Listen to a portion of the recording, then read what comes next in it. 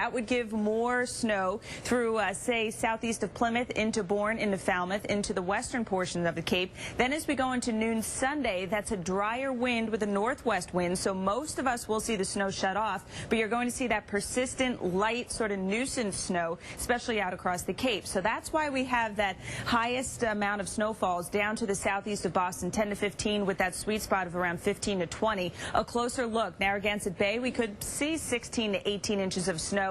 Again, that fluff factor, not as much of an issue out across the outer Cape, which is why we'll be closer to 7 or 8. But you go into Plymouth, around 13. In and around Boston, I wouldn't be surprised if we got 10 inches to a foot of snow. Then you go north and west, further away from the center of the storm, further away from the effects of that northeast wind, and we should pick up closer to around 7, 8, 9 inches. And then as you go into southern New Hampshire, again, a drastic cutoff. The air is just too dry. The storm's just not going to reach there. So we'll see closer to around 2 to 4, maybe in the Merrimack Valley, some areas reporting 5 or 6. So that's just part of the factors involved with this storm. We'll give you more details in a timeline in just a few minutes. All right, Dylan, yep, the snow coming down pretty good out there in New York City and down through Hartford, Connecticut as well. We're noticing now in greater Boston that we're closing in on snow, the radars, and the one on our website, too. We had a lot of comments on this now, our new website, whdh.com. You see the snow on the radar, but you look outside and there's nothing going on. You got to get into the darker shadings here to find it reaching the ground. See what I mean? When we take apart the radar a little bit and dissect it a little bit better, you can see the darker shadings are where it's snowing right now, but a big hole around Boston up into Nashua where we still have yet to saturate the atmosphere. That will come with time. Again, the storm's still on course, just a little delayed. More to come. Stay with us. So looking at those darker shades, the storm moving in right now, and one of the first places hit will be the Cape. And they won't just see the snow. There's definitely the wind factor. Gusts could hit 60 miles an hour. The night team storm force coverage starts tonight in Sandwich, and that's where Nicole Oliverio is live. She has the latest. Well, there's something finally flying in the air, but it's hard to tell if it's the first snowflakes or if it's actually the sand from the beach, because as you can see behind me, the wind has definitely been the story for the past 2 hours, and we're not talking about gusts here. This is a persistent wind. As people on the Cape wait for the snow, the winds are already whipping.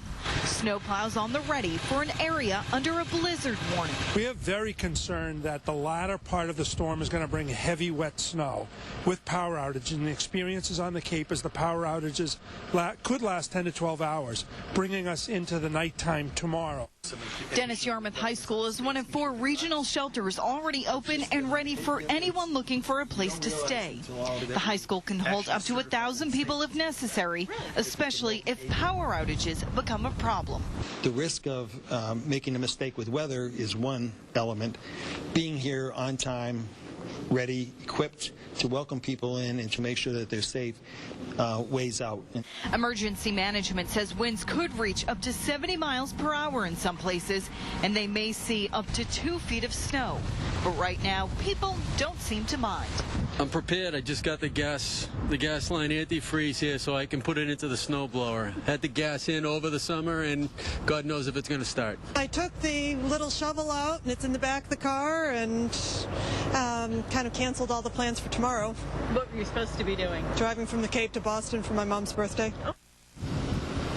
Again, taking a live look at exactly what's going on here in the Cape in terms of the wind. We are still waiting for that snow to start. And if you live here in the area and you're interested in going to one of those shelters, they are open now. We have those 4 listed on our website, whdh.com.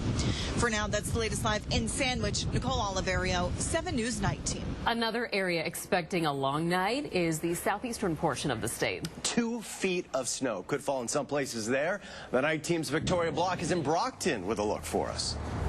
Well, the winds have kicked up here within the last 30 minutes, and we actually do have some snow flying here.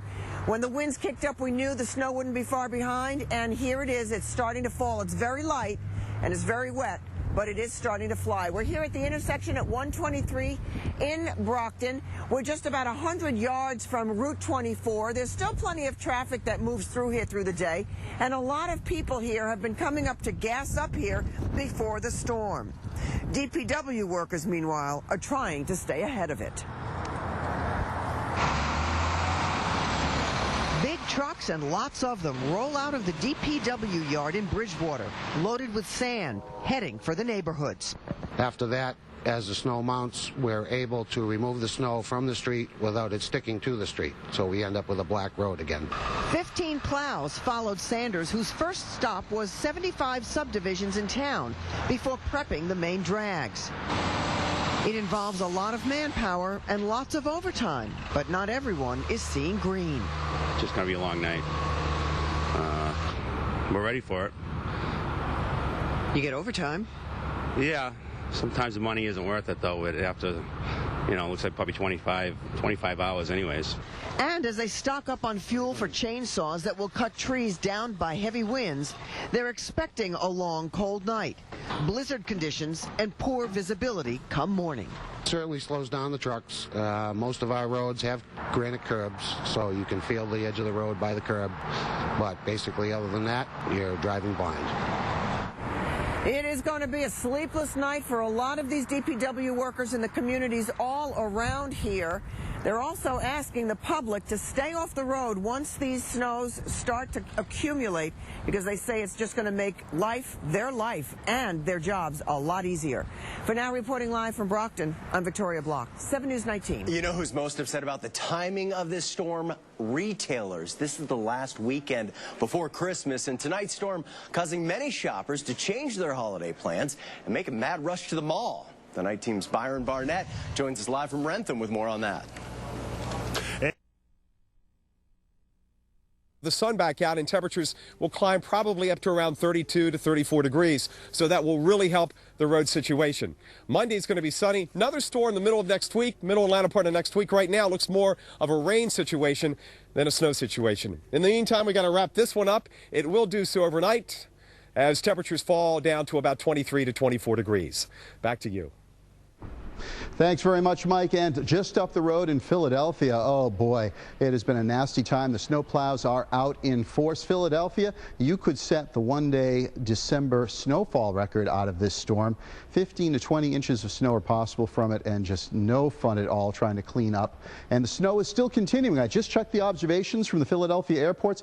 Half-mile visibility with snow and blowing snow. So a miserable night here on the shores of the Delaware River and heading over to the Pine Barrens. But I wanted to back out the view a little bit here and show you that the end of the snow, not that far away. It's already starting to taper off as you get down toward the mid-Chesapeake Bay, and gradually, as the night wears on, this snow ending line will head northward. So hang in there, Philadelphia, just about maybe another 6 or 8 hours before things should start to improve and you get to shovel it all out tomorrow. Let's take a look at what's happening around Philadelphia in terms of what we are expecting out of this.